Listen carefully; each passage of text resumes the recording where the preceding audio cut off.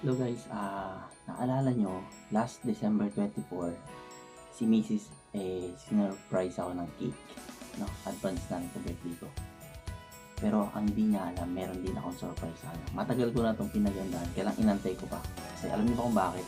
Sumahod na kami nung 25, kaya lang kasi na-delay lang, hindi niya pa kagad natanggap yung padala ko.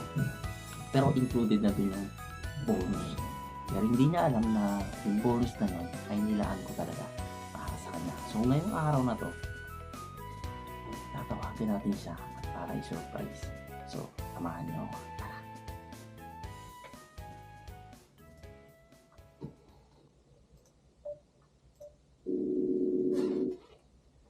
I-ready na rin natin.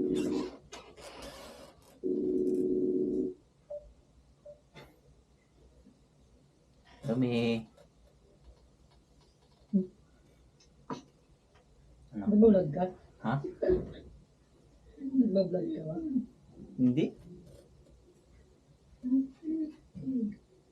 Siya kasama mo dyan.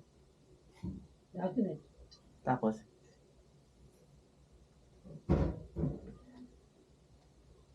si Anet lang kasama mo dyan.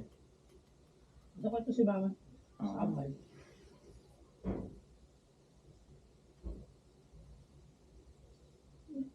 Nag-dinner ka na ba? Hindi pa, magluluto pa lang ako.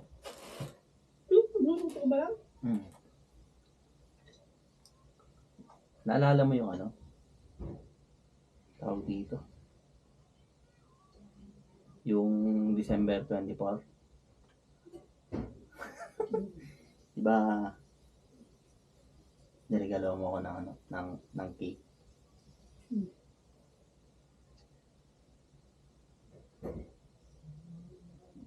Diba, Bakit? grabe yung effort mo nun. Bakit na?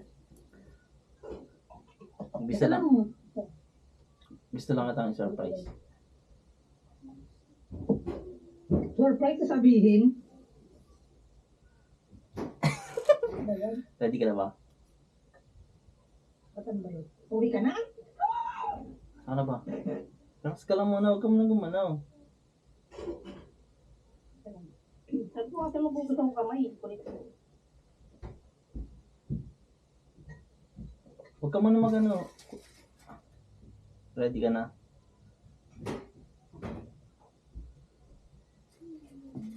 Check mo yung Gcash mo. Check mo na.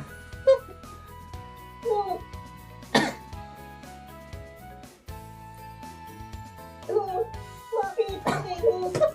Merry Christmas and Happy New Year. So, kasi, dahil, siyempre natanggap ko na yung bonus ko. Kasi yung bala ko naman talaga dun sa bonus ko, ibigay naman talaga sa'yo. So, inaantay ko lang talaga ng ano sa akin para ma-surprise kita. So, para sa'yo yan.